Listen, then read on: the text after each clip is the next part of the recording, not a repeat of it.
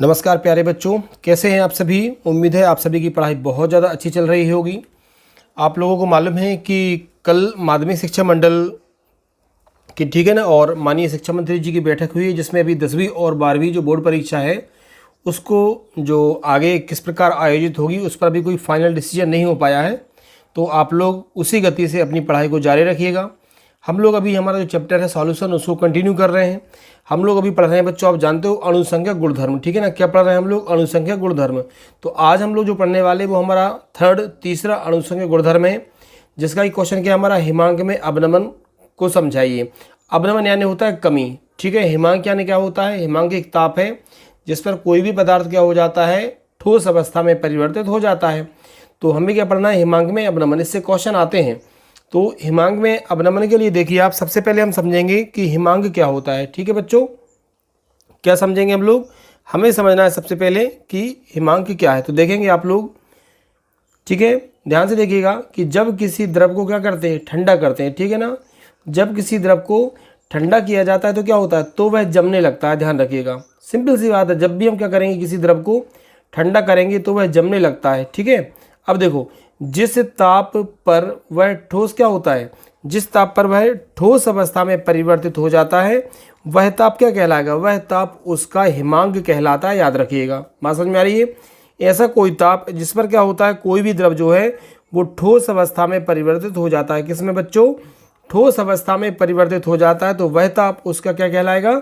हिमांक कहलाता है। याद रखिएगा आप लोग, ठीक है बच्चों। आगे देखिए, अर्थात किसी भी द्रव का हिमांक वह ताप होता है जिस पर क्या होता है, उस द्रव का वाष्पदाब जो है उसकी कौन सी, उसकी ठोस अवस्था के वाष्पदाब के बराबर हो जाता है। बात समझ में आ रही है बच्चों, ठीक है ना। क्या करते हैं, जब किसी भी द्रव को हम ठंडा करते हैं तो वह क्या होता है, जमने लगता है। बात समझ में आ रही होगी। और यदि मान लीजिए वह ठोस अवस्था में परिवर्तित होता है तो वो जो ताप है उस द्रव का हिमांक कहलाएगा, ठीक है। तो इसी प्रकार याद रखेंगे, किसी भी द्रव का हिमांक वह ताप है जिस पर उस द्रव का जो वाष्पदाब होता है वह उसकी ठोस अवस्था के वाष्पदाब के बराबर हो जाता है, ठीक है बच्चों। चलिए अब देखो, ये लाइन आपको याद रखनी है, और ये लाइन हम 3 बार पढ़ चुके हैं। राउल्ट के नियम में भी हमने पढ़ी थी। क्वथनांक में जब उन्नयन पढ़ा था हमने, तब भी ये लाइन हमने पढ़ी थी। और याद रखो, मैंने आपको 2-3 बार ये लाइन समझा चुका हूँ। 2 अलग अलग बीकर में द्रव लेके मैंने आपको ये समझाया था, लास्ट वाली वीडियो में आप लोग देख सकते हो। तो देखो, हम जानते हैं कि क्या करते हैं, जब किसी भी शुद्ध विलायक में हम क्या मिलाते हैं, अवाष्पशील विलेय मिलाते हैं। क्या मिलाते हैं बच्चों? अवाष्पशील विलेय। तो क्या होता है, उसके वाष्पदाब में कमी आ जाती है। जानते हैं हम, उसके वाष्पदाब में क्या जाती है, कमी। क्यों आती है? क्योंकि जो द्रव की सतह होती है उस पर जो विलेय होता है उसके कण उपस्थित हो जाते हैं, ठीक है ना। तो उसके वाष्पदाब में क्या होती है, कमी आ जाती है, ठीक है। जिसके फलस्वरूप उसके हिमांक में भी कमी आ जाती है। बात समझ में आ रही है। जिसके फलस्वरूप क्या होता है, उसके हिमांक में भी कमी आ जाती है। हिमांक में होने वाली इस कमी को हम क्या बोलते हैं? याद रखिएगा, इसे हम बोलते हैं हिमांक में अवनमन। मतलब हिमांक में कमी आना, तो इसे हम क्या बोलेंगे? हिमांक में अवनमन। और याद रखिए, इसे हम डेल टी एफ से दर्शाते हैं। किसे दर्शाएंगे? Delta T F. एफ यानी फ्रीजिंग पॉइंट, तो इसे हम क्या दर्शाएंगे? डेल टी एफ से दर्शाते हैं। क्लियर है? चलिए आगे देखें आप लोग। अब यहाँ से हमने एक ग्राफ कंप्लीट किया है, इस ग्राफ को समझिए पहले आप अच्छे से, ठीक है। देखो, तो यहाँ से ये 2 अक्ष हैं। क्या ये 2 अक्ष हैं? हमने क्वथनांक में उन्नयन में इसी तरह का एक ग्राफ बनाया था। फर्क यहाँ पर है कि वहाँ पे 2 वक्र थे, यहाँ पर हमने 3 वक्र लिए हैं। तो उसको ध्यान से समझिए। ये जो पहला अक्ष है ये हमारा किसका हुआ? वाष्पदाब का। ये जो आप देख रहे हैं ये किसका है? टेम्परेचर का, ताप का। तो ये दोनों चीज़ें क्लियर आ रही हैं। यहाँ से क्या हमारा ये वायुमंडलीय दाब। अब देखो, ये जो पहला वक्र है जो कि ए बी है, ये ए बी है, ठीक है। ये किसका है? ठोस विलायक का। किसका? ये ठोस विलायक का। फिर ये बी सी, ये दूसरा वक्र है, तो इसको देखेंगे आप लोग, ये है शुद्ध विलायक का। याद रखना, किसका है ये है शुद्ध विलायक का। किसका है बच्चों? ये है शुद्ध विलायक का वक्र। और ये जो आप देख रहे हैं डी ई, ये जो वक्र है ये विलयन का है। किसका है ये विलयन का है। तो इसको भी आप समझिए। अब देखो, क्वथनांक में उन्नयन में नीचे से ऊपर की ओर जा रहे थे, लेकिन अवनमन यानी क्या होता है? कमी। तो शुद्ध विलायक में क्या होगा, आपको ध्यान रखना है, हम ऊपर से नीचे की ओर आएंगे, ठीक है ना। तो अब यहाँ पर ये टेम्परेचर के 2 इंडिकेटर में T0 और T1 दिए हैं, ठीक है। अब देखो, जैसे ये शुद्ध विलायक है, अब शुद्ध विलायक को यहाँ से यदि हमें क्या करना है, ठंडा करना है, तो ठंडा करने पर ये जम जाएगा, समझना। तो ये जो शुद्ध विलायक का वक्र है इसको यहाँ से हमने ठंडा करना स्टार्ट किया तो ये नीचे आया और ये आकर बी पर क्या हो गया, द्रव अवस्था में परिवर्तित हो गया। समझना क्या हुआ, सॉरी ठोस अवस्था में परिवर्तित हो गया मतलब जम गया। तो यहाँ से हम कह सकते हैं कि देखिए यहाँ पर आप देखेंगे तो किस ताप पर, ताप T1 पर, किस पर, ताप T1 पर ये जो शुद्ध विलायक था ये ठोस अवस्था में परिवर्तित हो रहा है। इसका मतलब ये कि ये जो T1 है ये शुद्ध विलायक का क्या हो गया, हिमांक हो गया। क्लियर है, यहाँ से लेकर यहाँ पर ये ठोस अवस्था में परिवर्तित हुआ, मतलब ये जो शुद्ध विलायक है ये बी पर मतलब ताप T1 पर जो है वो कौन सी अवस्था में, ठोस अवस्था में परिवर्तित हो गया। अब देखो इस शुद्ध विलायक में हमने अवाष्पशील विलेय मिलाया तो ये बन गया विलयन, और इसको हमने यहाँ से ठंडा करना शुरू कर दिया तो ये देख पा रहे हैं आप डी पर क्या हुआ, ठीक है, ये ठोस अवस्था में परिवर्तित हो गया। किसी को दिक्कत नहीं है ना, ठीक है। तो ये क्या हुआ, यहाँ पर ठोस अवस्था में परिवर्तित हुआ। तो इसको देखो आप, तो ये कहाँ पर, टेम्परेचर जो है T0 पर, कहाँ पर, T0 पर किस में परिवर्तित हुआ, ये T0 पर क्या हुआ आप देख पा रहे हैं ये ठोस अवस्था में परिवर्तित हो गया। अब इससे हमें ये पता चलता है कि ये जो T0 है ये किसका हिमांक है, ये विलयन का हिमांक है, और जो कि इस शुद्ध विलायक के हिमांक T1 इससे कैसा है, कम है। बात समझ में आ रही, तो ये इस पूरे ग्राफ का सार है। तो इसमें हमें क्या लिखना है, याद रखिएगा आप लोग कि हिमांक में अवनमन को दर्शाते हुए, चूंकि हमें क्या पढ़ना है, हिमांक में अवनमन, तो हिमांक में अवनमन को दर्शाते हुए आपको ध्यान रखना है, ठीक है, शुद्ध विलायक, ठोस विलायक और विलयन के बाष्पदाब और ताप के मध्य में क्या खींचा है, हमने एक ग्राफ खींचा है जिसमें AB ठोस विलायक का, BC शुद्ध विलायक का और DE विलयन का वक्र है। ये आपको याद रखना है। चलिए अब थ्योरी देखते हैं इसकी, तो ध्यान से देखो आप, यहाँ से आपको क्या लिखना है इस ग्राफ को समझते हुए कि चित्र में हिमांक में अवनमन को दर्शाते हुए शुद्ध विलायक मतलब ये शुद्ध विलायक, ठोस विलायक ये वाला, और किसके बीच में, विलयन के बाष्पदाब, ये विलयन के बाष्पदाब तथा ताप के मध्य में एक ग्राफ खींचा गया है। बात समझ में आ रही है। अब ग्राफ में क्या है, कर्व BC, तो BC हमारा कौन सा है, ये वाला, AB कौन सा हुआ, ये, और DE क्रमशः किस किस के हैं, शुद्ध विलायक के हैं, याद रखिएगा, ठोस विलायक और विलयन के कर्व हैं। तो ये क्लियर है, इसको मैंने आपको पूरा समझा दिया है। आगे देखो, अब इसको और समझिए आप थोड़ा सा पूरा अच्छे से। तो यहाँ से देखिए आप, ध्यान से देखना, तो यहाँ तक तो क्लियर हो चुका है, हमने इसी का वर्णन किया है पूरा। अब देखो ग्राफ से स्पष्ट है कि शुद्ध विलायक जो है ताप T1 पर, अभी आपको बताया था यहाँ पर है ना, ताप T1 पर क्या होता है, ठोस अवस्था में परिवर्तित हो जाता है। अतः ताप जो T1 है, ध्यान रखना कौन सा, ताप T1, ये शुद्ध विलायक का हिमांक है। क्लियर हो गया, तो ये किसका था, शुद्ध विलायक का हिमांक था। इसी प्रकार इस शुद्ध विलायक में अवाष्पशील विलेय मिला दिया, तो अवाष्पशील विलेय मिलाने पर प्राप्त जो विलयन है वो ताप T0 पर, आपको बताया था इस पर, ताप T0 पर क्या होता है, ठोस अवस्था में परिवर्तित हो जाता है, ठीक है ना, और ठोस अवस्था में परिवर्तित हो जाता है। अतः जो ताप T0 है वो विलयन का हिमांक है। याद रखना वो क्या है, विलयन का हिमांक है, जो कि शुद्ध विलायक के हिमांक T1 से कैसा होता है, कम होता है। क्लियर है, T1 से कैसा होता है, कम होता है। अतः हिमांक में अवनमन, तो हिमांक में अवनमन को हम किससे दर्शा रहे हैं, ध्यान रखना, डेल TF से। तो यहाँ पर क्या हो जाएगा, T1 माइनस T0, इसे हम क्या बोलते हैं, इसे हम बोलेंगे हिमांक में अवनमन। क्लियर हो गया आपको, इसे हम क्या बोलेंगे, हिमांक में अवनमन। तो इसको आप वीडियो को एक दो बार और देखेंगे, अच्छे से क्लियर हो जाएगा। बिल्कुल आपको ऐसा ही लिख कर आना है, आपको फुल मार्क्स यहाँ से मिल जाएंगे। अब एक लाइन मैंने आपको बताया था, जैसे पिछले वाले क्वेश्चन में हमने देखा था कि क्वथनांक में उन्नयन जो है वो मूललता के समानुपाती होता है, और क्वथनांक में उन्नयन क्या है, अणुसंख्या गुणधर्म है। तो जितने भी अणुसंख्या गुणधर्म हैं वो मूललता के समानुपाती होते हैं। तो हिमांक में जो अवनमन है ये भी किसके समानुपाती होगा, मूललता के। तो उसको कैसे करेंगे देखिए, ठीक है। तो यहाँ से आपको याद रखना है कि हिमांक में अवनमन मूललता के समानुपाती होता है। क्लियर है, ये जो हिमांक में अवनमन है ये किसके समानुपाती होगा, ये मूललता के समानुपाती होता है। किसके, मूललता के। तो हमने यहाँ से क्या लिखा, हिमांक में अवनमन और समानुपाती करके हमने क्या कर दिया यहाँ पे, मूललता। अब देखिए ये क्या है हमारा, हिमांक में अवनमन अभी देखा था हमने, तो T1 माइनस T0 समानुपाती m मतलब मूललता। अब इसी जगह पे हम क्या लिख सकते हैं, हिमांक में अवनमन को हम शो करते हैं डेल TF से, समानुपाती क्या हुआ हमारे पास, m। अब यहाँ ध्यान से देखिए आप लोग, तो डेल TF इक्वल क्या हुआ, KFM। क्या हुआ, KFM। अब आपको ध्यान रखना है ये जो KF है, ये KF क्या होगा, तो KF यहाँ पर क्या है, मोलल अवनमन स्थिरांक। आपने यदि लास्ट वीडियो देखा होगा तो हमारे पास आया था KB, क्या आया था, KB। इस KB को हम क्या बोलते थे, मोलल उन्नयन स्थिरांक, लेकिन KF है तो इसको क्या बोलेंगे, मोलल अवनमन स्थिरांक। और यदि M इक्वल क्या हो 1 तो क्या हो जाएगा, डेल TF इक्वल क्या हो जाएगा हमारे पास, इक्वल हो जाएगा KF। ठीक है, तो यहाँ से आपको याद रखना KF क्या है, KF होता है हमारा मोलल अवनमन स्थिरांक।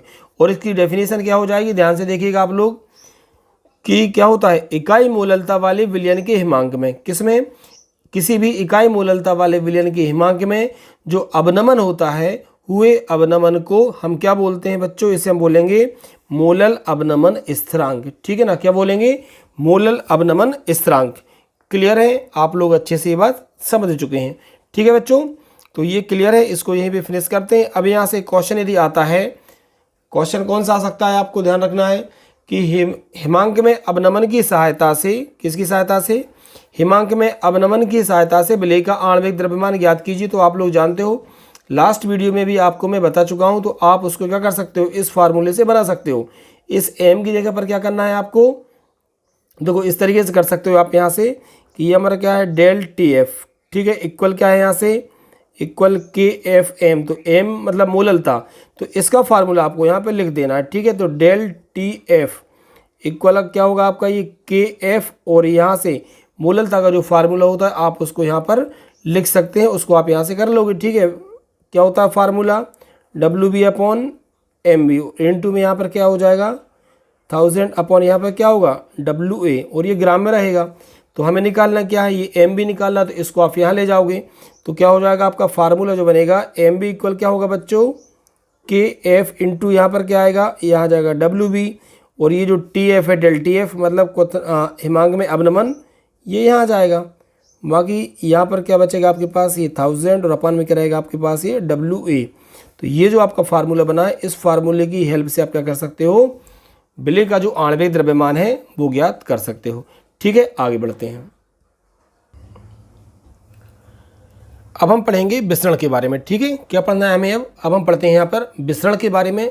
विसरण है ना, इसको इंग्लिश में डिफ्यूजन बोलते हैं। क्या बोलते हैं, डिफ्यूजन। याद रखिएगा आप लोग, विसरण क्या होगा, देखो वह क्रिया, ठीक है, क्या होता है, वह क्रिया जिसमें किसी ठोस, द्रव या गैस के अणु, याद रखिए किस किस के, वह क्रिया जिसमें किसी भी ठोस, द्रव या गैस के जो अणु होते हैं वो कहाँ से, याद रखना, अधिक सांद्रता से कम सांद्रता वाले विलयन की ओर। समझ में आ रहा है, किसी भी ठोस, द्रव या गैस के जो अणु होते हैं वो अधिक सांद्रता से कम सांद्रता वाले विलयन की ओर क्या करते हैं, गमन करने लगते हैं, चलने लगते हैं। इस क्रिया को हम विसरण बोलते हैं, डिफ्यूजन बोलते हैं। याद रखना, विसरण का मतलब होता है फैलना। क्या हो जाएगा, फैलना। तो वह क्रिया जिसमें क्या होता है, किसी भी ठोस, द्रव या गैस के जो अणु हैं वो अधिक सांद्रता से कम सांद्रता की ओर गमन करते हैं, इस क्रिया को हम बोलते हैं विसरण। क्या बोलेंगे बच्चों, इसे हम बोलेंगे विसरण। इसके उदाहरण देख सकते हो आप लोग, क्या क्या हो जाएंगे, जैसे कि अगरबत्ती की खुशबू का फैलना। अगरबत्ती की खुशबू क्या करते हैं, हम एक कोने में लगाते हैं तो घर पूरा महक जाता है। ठीक है, अगला उदाहरण आप देख सकते हैं कौन सा है, स्याही का पानी में फैलना। स्याही की यदि हम एक बूंद पानी में डाल दें तो वो क्या होता है, पूरे जल में, पूरे पानी में फैल जाती है। ठीक है ना, एक बात याद रखना, जो विसरण होता है ये गैसों में सबसे ज़्यादा पाया जाता है। ठीक है, तो क्लियर हुआ, किसी भी ठोस, द्रव या गैस के जो अणु हैं अधिक सांद्रता से कम सांद्रता की ओर गमन करते हैं, यह क्रिया जो है वो विसरण कहलाती है। क्या कहलाएगी बच्चों, विसरण कहलाती है। ठीक है, चलिए आगे देखिए। अब होता है परासरण। क्या हो जाएगा, परासरण। तो परासरण जो होता है, ऑस्मोसिस, ये परासरण जो है ये विसरण का अपोजिट होगा। ठीक है, तो इसमें परासरण में क्या होगा, देखो इसको, जब दो विभिन्न सांद्रताओं वाले विलयनों को, ऐसे विलयन जिनकी सांद्रताएं कैसी हैं, अलग अलग हैं, समझना इसको आप, जब दो विभिन्न सांद्रताओं वाले विलयनों को क्या करते हैं हम, अर्धपारगम्य झिल्ली द्वारा पृथक कर देते हैं, अलग कर देते हैं, तो विलायक के जो कण हैं वो कहाँ से, विसरण में आपने देखा था अधिक सांद्रता से कम सांद्रता की ओर, लेकिन इसमें कहाँ जाएंगे, कम सांद्रता से अधिक सांद्रता वाले विलयन की ओर। ठीक है ना, कम सांद्रता से अधिक सांद्रता वाले विलयन की ओर प्रवाहित होने लगते हैं। इस क्रिया को हम क्या बोलते हैं, इसे हम बोलते हैं परासरण। इसमें आपने देखा था कि ठोस द्रव या गैस के अणु, लेकिन यहाँ पर केवल विलायक के कण, किसके विलायक के कण, विलायक के कण जो है वो कम सांद्रता से अधिक सांद्रता की ओर जाते हैं। तो इस घटना को हम क्या बोलते हैं, परासरण। देखो दोनों विलयन में अलग अलग थी, एक विलयन की सांद्रता कम थी और एक विलयन की सांद्रता अधिक थी। अब ये कब तक चलती है ये क्रिया, तो देखो परासरण क्रिया तब तक होती है जब तक क्या होता है, दोनों विलयनों की सांद्रताएं समान नहीं हो जाती, याद रखिएगा। क्लियर हो गया आपको परासरण पूरा। हम क्या करते हैं, दो विलयन लेते हैं, दोनों की सांद्रताएं अलग अलग हैं, ठीक है। तो इसमें क्या होता है, विलायक के जो कण होते हैं वो कम सांद्रता से अधिक सांद्रता वाले विलयन की ओर जाने लगते हैं, ठीक है। और ये जो क्रिया है ये तब तक चलती रहती है, आपको याद रखना, जब तक कि दोनों जो विलयन है उनकी सांद्रताएं समान नहीं हो जाती, ठीक है। इसको हम और अच्छे समझते हैं, देखिए आप लोग ध्यान से। मान लीजिए कि यह कोई एक बीकर है, एक पात्र है, अच्छे से देखना आप लोग इसको, ठीक है। यह एक कोई ऐसा पात्र है जिसमें क्या करेंगे, हम दोनों विलयनों को भरेंगे और दो विलयन ऐसे होंगे जिनकी सांद्रताएं कैसी होती हैं, अलग अलग होती हैं। तो एक हमने ऐसे क्या किया, पात्र लिया, ठीक है। और इसमें ये बीच में आप देख पा रहे हैं, इसमें हमने क्या लगा दिया, यहाँ से इसमें हमने एक अर्धपारगम्य झिल्ली लगा दी। अभी हम आपको बता रहे हैं कि अर्धपारगम्य झिल्ली क्या होती है, ठीक है। अर्धपारगम्य झिल्ली, ध्यान रखना आप, एक ऐसी झिल्ली होती है जिसमें से केवल विलायक के कण क्रॉस करते हैं, किसके करते हैं, केवल विलायक के कण। तो मान लीजिए इसमें हमने दो प्रकार का विलयन भर दिया, एक विलयन की सांद्रता कैसी है, कम। देखिए मान लीजिए यहाँ पे ये जो आप देख पा रहे हैं, एक तो विलयन समझना आप लोग, एक विलयन हमने इसमें ये भर दिया, क्लियर है। एक विलयन हमने क्या कर दिया, इसमें ये भर दिया। ये जो विलयन है आपको ध्यान रखना है, इस विलयन की सांद्रता कैसी है, इस विलयन की सांद्रता है कम। तो इस विलयन की सांद्रता कैसी हुई, कम, ठीक है। और एक विलयन हमने ऐसा लिया जिसकी सांद्रता कैसी है, तो आप देखेंगे मान लीजिए एक विलयन हमारे पास ये है, ये दोनों विलयन है, इनकी सांद्रताएं कैसी हैं, अलग अलग हैं। एक विलयन की सांद्रता कम है और एक विलयन की सांद्रता अधिक है, ठीक है। तो हमें पढ़ना है परासरण, क्या पढ़ना है, परासरण, समझना। मान लीजिए ये जो विलयन है इसकी सांद्रता है कम, कैसी है, कम। और ये जो विलयन है इसकी सांद्रता कैसी है, अधिक। तो अभी आपने देखा था, आपने परासरण की परिभाषा पढ़ी थी पूरी अच्छे से।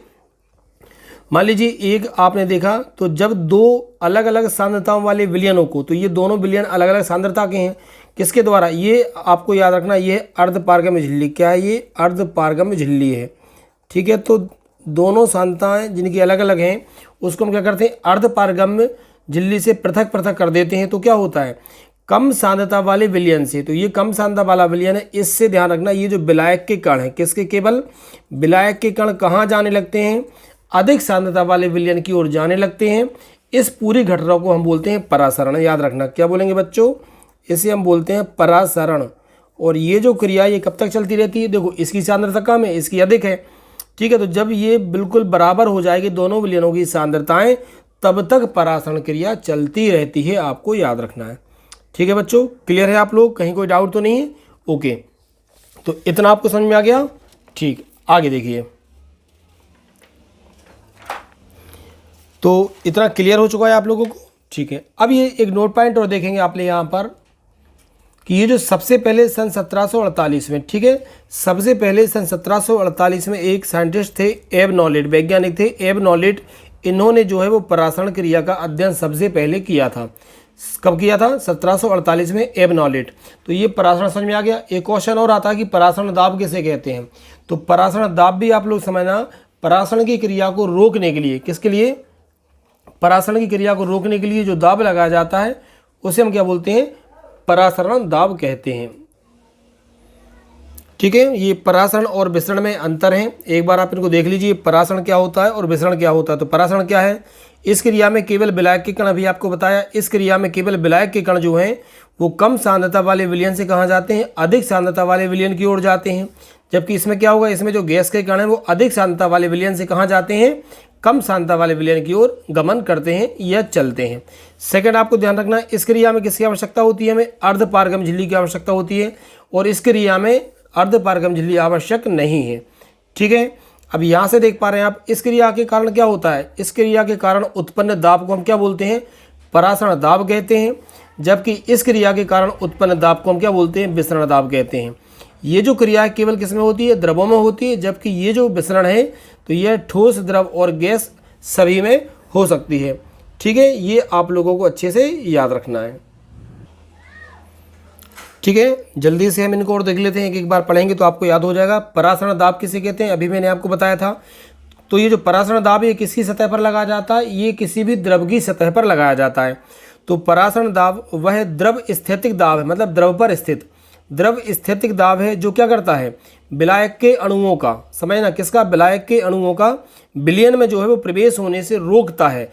अर्थात परासरण दाब लगाने पर क्या होता है, अभी आपको बताया था, परासरण की क्रिया जो है वो रुक जाती है। और याद रखिए बच्चों, इसे हम पाई से दर्शाते हैं। किससे दर्शाएंगे, पाई से। अब इसके बाद देखिए, तो एक बार पढ़ने में परासरण दाब परासरण की क्रिया को रोकेगा, उसे हम बोलेंगे परासरण दाब। अब देखो आप लोग ध्यान से, अब ये क्वेश्चन है कि पारगम्य, अपारगम्य और अर्धपारगम्य, कौन कौन सी, पारगम्य, अपारगम्य और अर्धपारगम्य, ये तीनों झिल्लियां हैं, इनको आपको बताना है। तो अभी आपने देखा था, हमने कौन सी पढ़ी थी, अर्धपारगम्य। और अर्धपारगम्य में क्या होता था, केवल विलायक के कण जाते हैं। तो एक बार यही समझ लीजिए, बाद में हम पढ़ेंगे पारगम्य। पारगम्य में आपको ध्यान रखना है, एक ऐसी झिल्ली होगी ये जिसमें से क्या होता है, चूंकि हम जानते हैं कि हमारा विलयन है, विलयन में दो चीज़ें होती हैं, विलेय और विलायक। क्लियर है, किसी को दिक्कत तो नहीं है ना। तो देखिए, ये जो पारगम है, पारगम ऐसी झिल्ली होती है जिसमें से विलेय और विलायक दोनों के कण आर पार चले जाते हैं। अपारगम में ऐसी झिल्ली होती है जिसमें विलेय और विलायक दोनों के कण आर पार नहीं जा पाते। जबकि अर्धपारगम झिल्ली में, याद रखिए बच्चों, इसमें क्या होता है, इसमें से केवल विलायक के कण आर पार निकलते हैं। तो इसे हम क्या बोलेंगे, इसे हम बोलते हैं अर्धपारगम झिल्ली।